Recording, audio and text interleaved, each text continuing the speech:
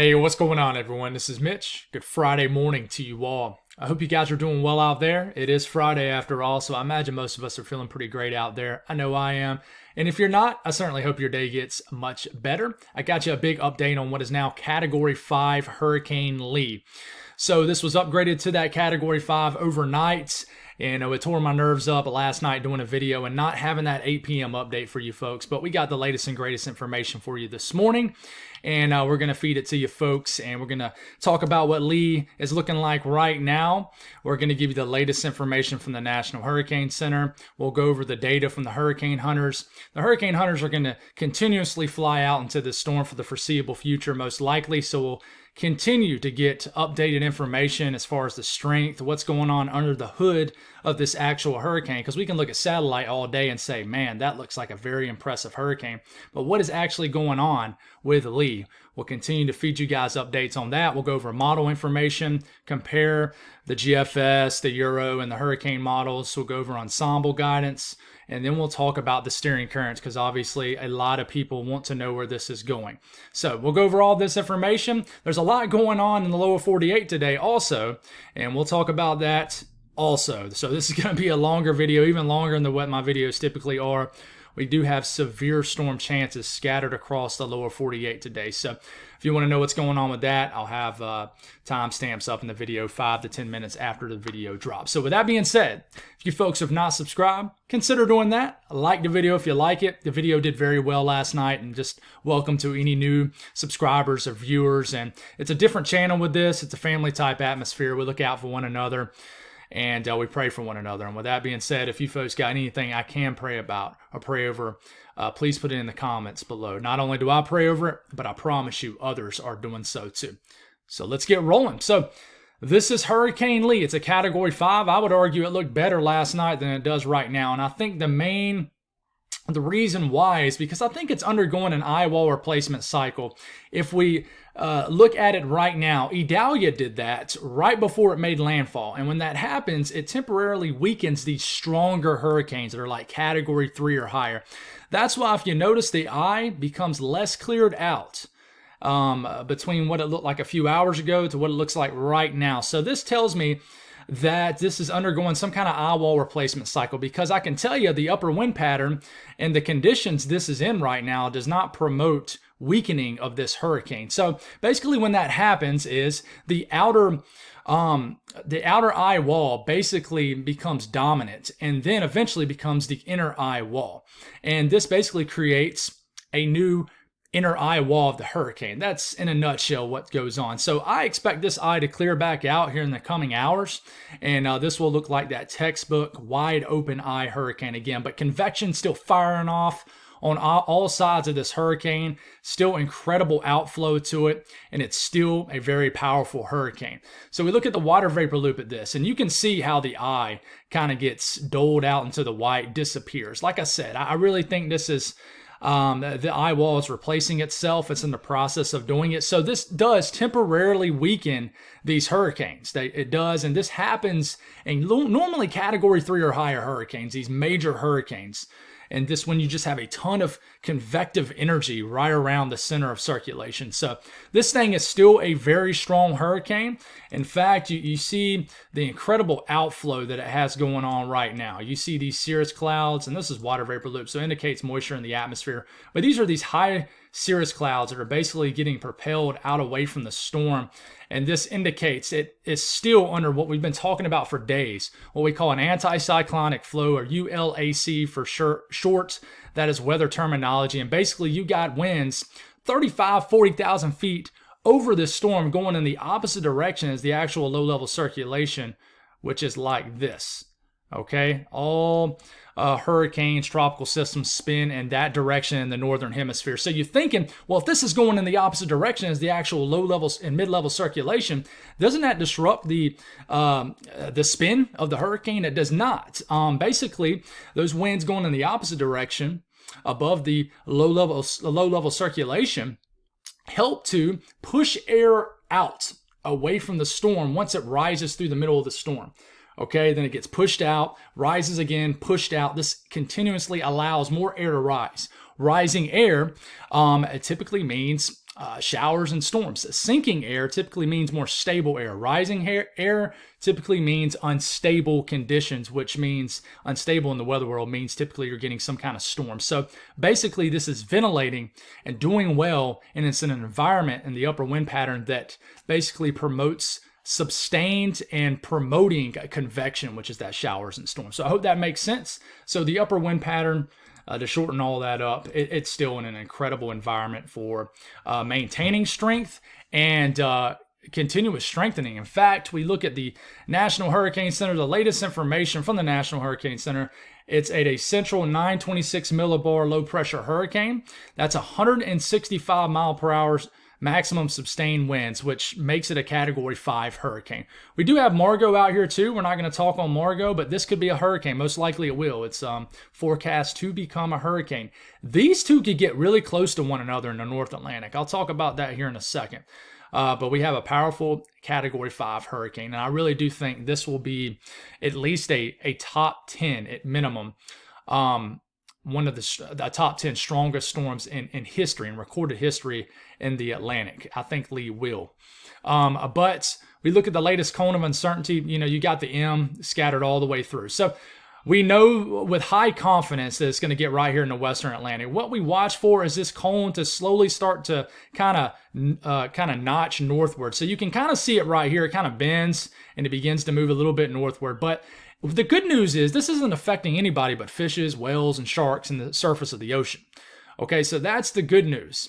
So the news that isn't bad news is we got to figure out what happens in the long term of Lee, and that's just something we just don't know yet. But I would say confidence is higher than not that this won't drastically affect the U.S., but we still don't know that. That's why I'm saying confidence. I'm not speaking as in kind of a conclusion, right? Like that's what is going to happen. I would say confidence is higher than a 50% chance that this won't just basically bull rush right into the U.S. Okay, that's just in my opinion. Okay, I don't know what everybody else is saying. I don't pay attention too much to what a whole lot of other people are saying, except the experts and people that I personally trust. But right now, let's just focus on the forecast between now and 2 a.m. Wednesday, and that has this as a major hurricane right here in the Western Atlantic, well south of Bermuda and pretty far north of Puerto Rico and the greater Antilles right in here. So moving west-northwest at 14 miles per hour. Peak intensity has increased now, guys. It's saying this thing is going to go up another 15 miles per hour by this afternoon, okay, to 180 mile per hour hurricane, guys. All right, and who knows? That might be the peak of it this afternoon, but we'll see. We don't know. Okay, it's saying 175 mile per hour hurricane tonight, and then tomorrow afternoon, still a Category 5, 165. And then it says, hey, it might weaken back down to a Category 4 by the time we get into early next week, okay? See these little notches. This is called Zoom Earth. It basically combines the cone of uncertainty with its own site, which is incredible. You can wiggle it around like this, move around. You can look at Margot over here too. So it's a really cool site, guys. It's like Google Maps mixed with the tropics. It's really cool. So we look at the latest run of the Hurricane Hunters. Okay, this is the one that fully just went through and got us the latest and greatest information. But I can tell you, Hurricane Hunters are re-entering this as I speak right now, getting new information. So the last run that fully went through, this is the information we got. Shows an intense storm. You see this color in, let's see if I can draw on this. You see this color right here in pink, right into here. I know the cursor's pink too, but that darker dulled out pink, that indicates winds over 137 knots. 140 knots converted to miles per hour is a tick over 160 miles per hour. So that's why, this was registered multiple times. So that is why they inevitably upgraded this to a Category 5 hurricane. We were expecting this. And honestly, this is as high as the color code goes on Tropical Tidbits. It doesn't go any higher than this shade of pink right here. So it's a powerful hurricane. They found a central pressure of that 926.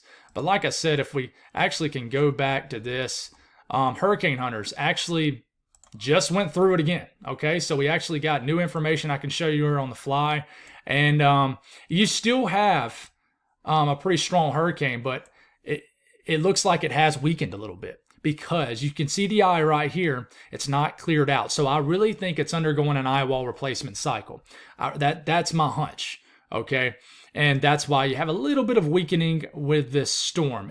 It's not as impressive as the run that went a few hours back. So this storm has weakened a little bit, but it's because the eye wall is basically kind of choking itself out, and then it's going to reform.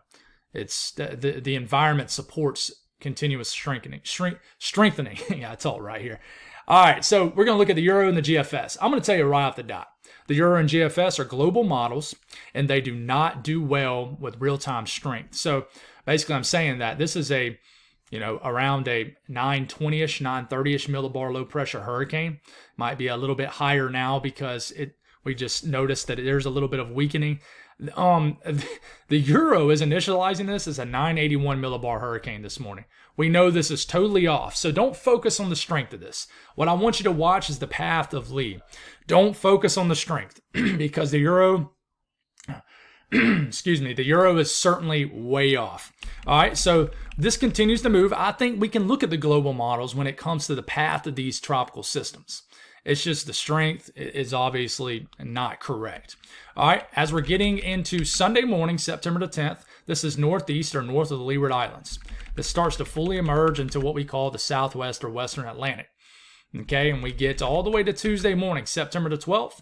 Still a powerful, probably Category 4 hurricane at this point. Well north of Puerto Rico. So if you're viewing from Puerto Rico, the Leeward Islands, the Dominican Republic, the Bahamas, man, I think the worst you get is some outer bands. But that could change. Okay, but this is fully into the short to medium term. So we're getting a lot more confident that it's not going to affect you guys. But some of these outer bands will affect you guys. I think it's possible. So I think at most you'll get tropical storm force conditions. We'll watch for that. I think there is a chance for that. But I think for the most part, you might get some gusty conditions just because you got a powerful hurricane only several hundred miles north of you. But I think, a full-fledged hurricane ramming into Puerto Rico or something like that, or the Leeward Islands, I think that's almost out of the question. So my folks in Florida, Georgia, the Carolinas are saying never say never. I don't blame you one bit, but nearly all model guidance as of now, and remember this is just model guidance, shows this making a turn. So how far west? This will be a great middle ground when we get into early to midway next week. This is next Wednesday morning, September the 13th. How far west does this tropical system make it before making that turn? Okay, the further west it gets, the harder it's going to be for it to avoid landmass in the long term of this system. Bermuda right here, we're getting into next Thursday morning. This is still probably a Category 3, low-end Category 4 hurricane. And then we get into Friday morning, and this is grazing Bermuda, but I think it's making its way just west enough to really not provide any devastating impacts or anything like that. So let's switch to a different vantage point right here. We'll start from next Friday morning, not this morning, obviously. A week from today, we are still talking Lee to death. We take it to Saturday morning. This thing starts to get a move on as it feels the influence of a jet. And the latest Euro is much different than yesterday evening's video. The latest Euro is a wide miss. It even misses Nova Scotia.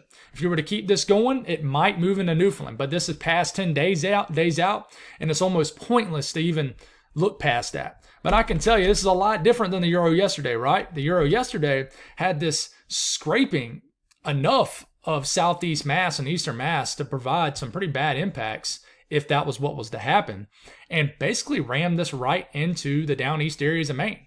Latest Euro says, no, that's not what's going to happen, but it's just one model run to one model run. We could turn around and be talking about this again this evening, and it has it ramming it right back into Maine, okay?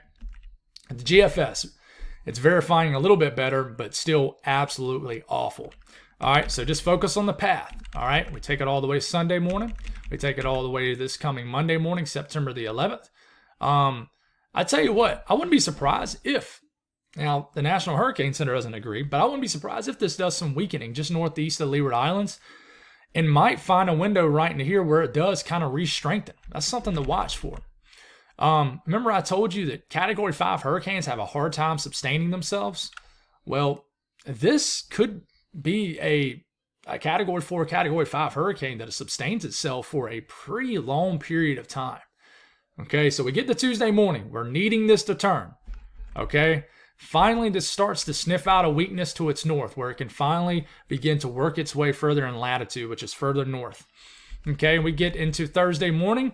This is kind of where the Euro is saying it's going to be. It's just scraping Bermuda. It's close enough to where you would get some impacts, but far enough away where you're not going to get hurricane force winds. You take it to Friday morning, next Friday morning, September the 15th. I would argue this is a little bit further north of what the Euro is showing, and it looks like I did not have that panel pulled up, so we're going to have to do this on the fly here. This is where the GFS is showing Lee to be a week from today. And it has, in fact, the GFS is kind of stuck to its guns. It has this making landfall, the actual center of low pressure making landfall in eastern Nova Scotia sometime next Friday afternoon and evening. But this would bring direct impacts to Maine. Okay, so it's just something we got to watch. This is going to continue to change often, very, very often. All right, so we look at the HAF model and see what this looks like here Friday morning. This morning, we're starting this off. It's verifying decent. It's verifying a little bit weaker as a 933 millibar hurricane. We keep this going here. What does the HAF model show what's going to happen? I feel like this model has been doing very well. The HAF-A and HAF-B models are both doing well. Once, one run, the one model will do better than the other, than the next, the other one. But in general, these are great models that are basically replacing some of those other hurricane models. But it's saying this is going to sustain itself throughout the day. It's saying that this is going to deepen sometime tonight. And we're waking up Saturday morning, September the 9th, tomorrow. It's a full-fledged Category 5 hurricane still. Has this dropping as low as a 913 millibar hurricane. So we're not waking up to a 900 millibar hurricane like one of these models showed last night. So it was off. It was totally wrong. Okay, but in general, this number just kind of sustains itself. We get to Sunday morning, it's a 914 millibar Category 5 hurricane based off this model run. And this just kind of goes back and forth to the 9-teens, to the 920s. And one thing about the HAF model is it has this thing just continually to move west.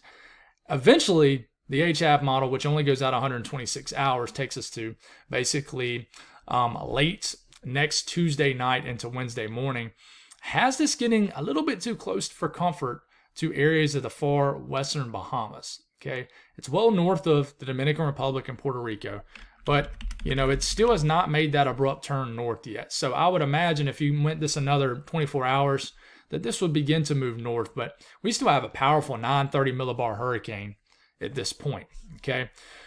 We look at some ensemble guidance, and I can tell you the European ensemble has ticked back east, okay? But it does have areas like Nova Scotia and the crosshairs, and it does have a lot of these L's working its way through towards like Newfoundland.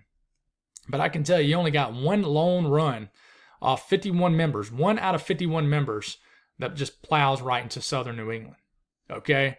So if everybody and their cousin at work is telling you, man, everybody from the Carolinas to Maine is going to get impacted by this hurricane, I don't really know what to say about that. I'm trying not to be rude or anything like that, but chances are that person watched some kind of crazy information and they just full-fledged believed it. Just be careful what you believe. I think it's okay to say anybody from the Carolinas to maybe Southeast Canada does stand a threat, but to say that everybody's going to get impacted is totally wrong and false. So if you hear my dog in the background, well, he's a dog and he barks. So let's keep this rolling here. So let's talk about the steering currents. Let's talk about the GFS first. So what we do know is we're working our way into September 11th, the morning of. This is still being influenced by this subtropical ridge that you see in the orange or red, whatever you consider this color. All right, this is Margot, and this is Lee. This is the main topic, all right?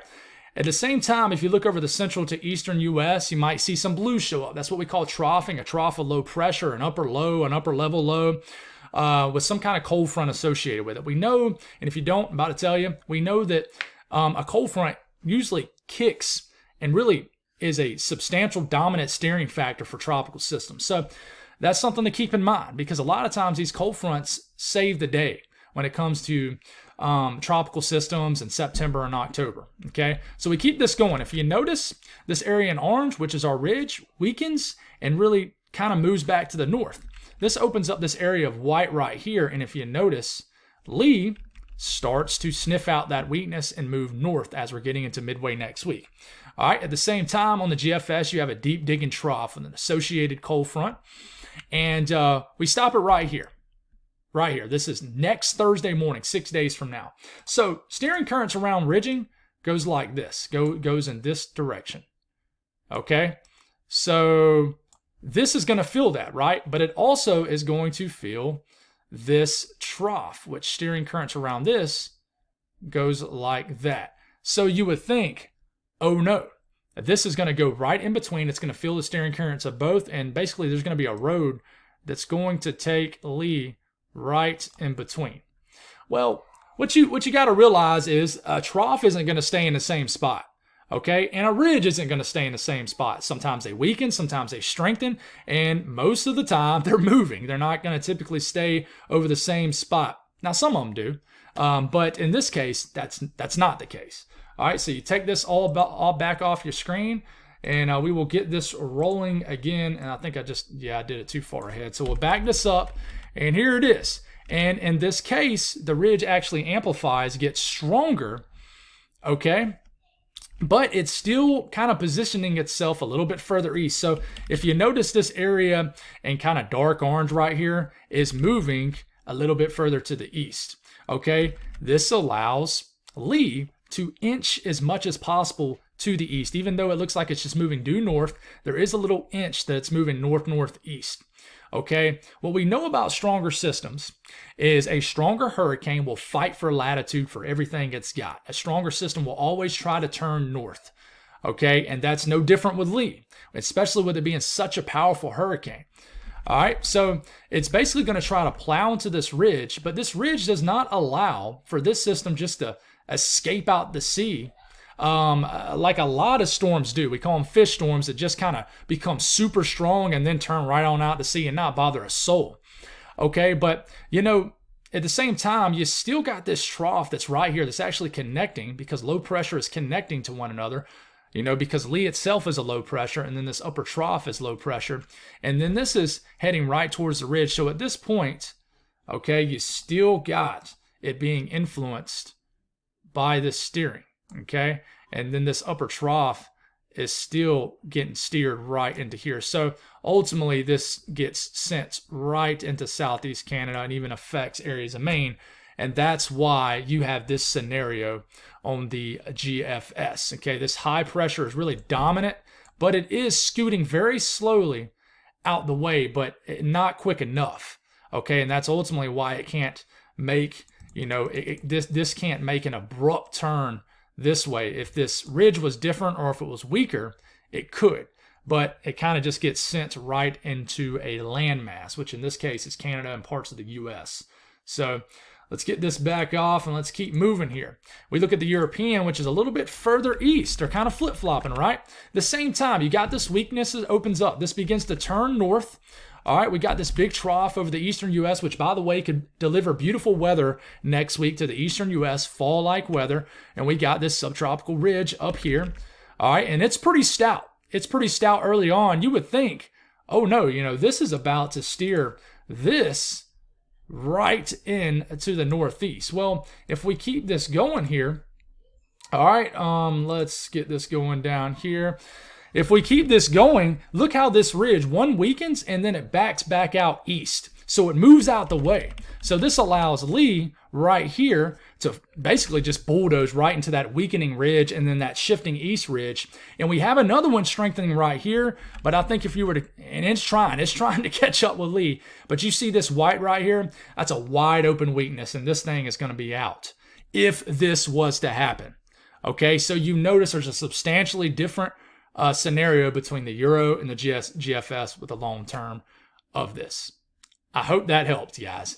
But I want to show you this. A hurricane hunter took this from the airplane that they get sent into these recon missions, and this was the eye of the hurricane last night. Look at this thing. You can see a star right here, and look at this outer eye wall with the lightning popping off in this. So, you know, I imagine just being anybody out here, whether you're a fish and you're looking up and you just see this eye of this hurricane, I imagine that this is certainly an adrenaline rush for these folks that go out in these hurricanes. It's definitely got to be something that you love to do, that's for sure. So let's give you an update on what's going to happen weather-wise for today, and we'll try to work through this pretty quickly and efficiently. Water vapor loop doesn't show what's going on super well, but it does show the separation between drier air and moist air. This is the dry air on this side, moist air in the more whiter colors, which indicates more moisture in the atmosphere. So this will set the stage for some strong to severe storms into this region today, and then we'll watch leftovers of a complex this morning, which will re-fire up some storms in this region today. So, I mean, we got a pretty large, two basically bimodal slight risk today. What's going on right now? And if you notice I'm talking a little bit louder than I normally do, it's because I'm trying to overtalk my kids in the background, which are pretty loud. Hopefully you don't hear them, but if you do, you guys know I got kids. Most of you do. We have a big complex of rain and showers and storms, even some that are severe this morning in Arkansas. This is working its way southeast through the state of Arkansas, so certainly a damp start to your Friday morning. And then we got some downpours working through a large chunk of Montana and an area of storms in South Georgia and northern areas of Florida, then some scattered rains in the northeast. We take a look at what's going to happen severe weather-wise today from the Storm Prediction Center. Looks pretty active. You got a very long, strung-out slight risk, which extends from eastern areas of West Virginia, northern Virginia, all the way up into areas of southern Maine. Everybody in this yellow area has a level 2 out of 5 risk, a slight risk for severe weather. And then you got this risk down here. The tornado threat is below 2% risk, but you never can rule it out. But that's definitely not going to be the big threat today. Damaging winds in both of these yellow areas, that's a 15% risk of winds exceeding 50 knots or higher. That's 55 to 60 miles per hour. And then the hail threat. There's going to be some cool air aloft with some dry air nearby these air masses, indicating cool air aloft. You have a 15% risk of hail exceeding 1 inch in diameter or larger here, and the same thing right here. So it's going to be some active times in the south central and especially the northeast today with that stalled out frontal boundary. Advisories, warnings. Unfortunately, the heat is flexing again in Texas. You got excessive heat warnings in Texas. You got heat advisories surrounding the excessive heat warnings. So definitely heed the heat alerts today in these areas of the country. And you got heat advisories in southern New England. I think some areas in southern New England yesterday had their hottest day of the summer in early September. So it's going to be another hot one today. The good news regarding hot and cold weather, below average temperatures are coming next week. I'm very excited about this. I've been so tunnel visioned on Lee that I haven't had a chance to really talk about this, and I'll try to do it in the next video or two. But below average temperatures are coming, not only for the 6 to 10 day outlook, okay, but for the 10 to 14 day outlook too. It looks like we have a very nice air mass on the way for mid-September. So if you haven't brought out your fall stuff, I think here next week, maybe next weekend might be, if you're trying to vibe it with the weather, with the actual season, I think next weekend will be perfect for you. Of course, I'll bring down all my fall stuff when it's 100 degrees outside, so I don't really care. As soon as it hits September, for me, mentally, summer is over. But the southeast today, I think it's going to be very active in Florida. I think storms will really pop off pretty early. Look at all these storms popping off down here in Florida. And I think right along the spine of the central and southern apps, we'll get a lot of storm action today, some that will be strong to severe. And we'll talk about this area here in a second. But let's talk about Florida. Here it is. I mean, bang, right at around 3 p.m., big storms fire up. Really anywhere in Florida, guys, especially central to kind of east central to the eastern space coast of Florida. Big storms are possible today. Strong to severe, I think you will have some, but the severe weather threat is pretty low. But I think you could get some flooding with some of these storms too. I think that they will pop off, be outflow boundary driven, and by the time you get into this evening, I think they, diminish and head on out. You look up here to the southern Apps region. If you live up in like Knoxville, I think some storms are possible. You get up to western Virginia, you get up to Boone, southern Virginia, eastern West Virginia. I think you'll get some storms that fire up around 3 to 4 p.m. this afternoon. This is potentially what it could look like around 6 p.m. this evening. 8 p.m., 9 p.m., 10 p.m., 11 p.m. But by the time we get closer to midnight, I think that these really begin to diminish and they're over. But with these storms today, damaging winds and some small hail is possible. They're kind of flowing, excuse me, they're kind of flowing a little different today. They're kind of moving, forming, and then kind of drifting almost north-northwest. It's kind of wild. Just a weird flow out there today for sure. You can tell you got a stalled boundary with no real movement of these storms. The Northeast will be quite active today. We could have some severe storms, like I said, from West Virginia all the way up to Maine. Okay, I think we could get 1 or 2 big storms in southern New Hampshire, Vermont, or southern Maine today. I don't think the storms will be quite as widespread today, but I think if you do get hit by one, trust me, we got hit by one here in my neck of the woods yesterday evening, right when I got home from work, and it was a doozy. In fact, I was geeking out. I really enjoyed it. A lot of gusty winds, and honestly, it caught me by surprise. But could get some storms around rush hour around the New York City area this afternoon, this evening. Certainly possible.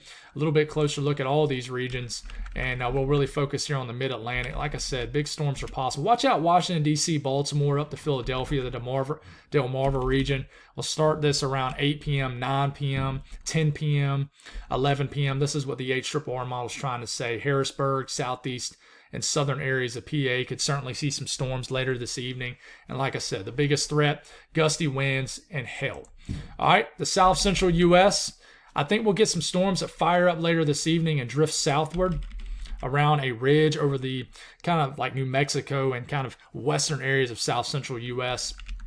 But I think we'll get some northerly flow that makes these storms move south. And we'll get some big storms that fire up in maybe northeast areas of Texas, drift through eastern Texas, and certainly western Louisiana could be impacted. In fact, we'll zoom into this area, and here comes these storms. If you live in eastern Texas today, especially extreme eastern Texas near the Louisiana border, I think later this evening, watch out for some strong to severe storms. If you're out and about in the town, you're watching some Friday night lights football and areas of eastern Texas, which I know is a notorious, definitely big football grounds for big-time high school football. Certainly, watch out for some storms later on today. You could have a couple rounds, and another round moves through like after midnight tonight. So please be aware of this. And then, we're getting into about 5, 6 a.m. tomorrow morning. Could be quite stormy in the Shreveport, Point South areas down here to Lake Charles. So be careful. Same thing. Damaging winds, hail, the biggest threat. All right, almost done. North central U.S., pretty quiet. Not a whole lot going on. Some showers. Almost look lake enhanced off the southern end of Lake Michigan today that might drift into northern and northwest areas of Indiana. Some showers are certainly possible. And we could get a round of light to moderate rain that makes its way through the northern South Dakota area and the southern South Dakota area. And we could be waking up to some rainy conditions right here in western Minnesota tomorrow morning. Outside of that, no severe weather expected. The western U.S., got some showers and downpours in Montana this morning, and they could redevelop a little bit later this evening, especially in southern Montana. Could get some strong to severe storms that roll through, and then by the time we get to later this evening, most of the action will move into eastern areas of Montana, into western areas of the Dakotas, and that's pretty much it. Temperatures today, very warm along the I-95 corridor. I think that's a great way to put it. But once you get like in western areas of PA, you get into Ohio, you get into Indiana, I mean, it's going to be a little nip in the air, even for high temperatures out here. A nice air mass centered over the Ohio Valley, the Great Lakes region. Very pleasant conditions. Maybe a little bit cool for certain people. But unfortunately, the south central U.S. is being influenced by ridging again, and it's just brutally hot. Well over 100 degrees today for high temperatures in southern Oklahoma and Texas, maybe even extreme western areas of Louisiana. Temperatures out west warming up a little bit more, but still below average for especially the northern Rockies and the Pacific Northwest. Typical stuff everywhere else. Woo! That's all I got, guys. Y'all have a great Friday, and I'll talk to you soon. God bless.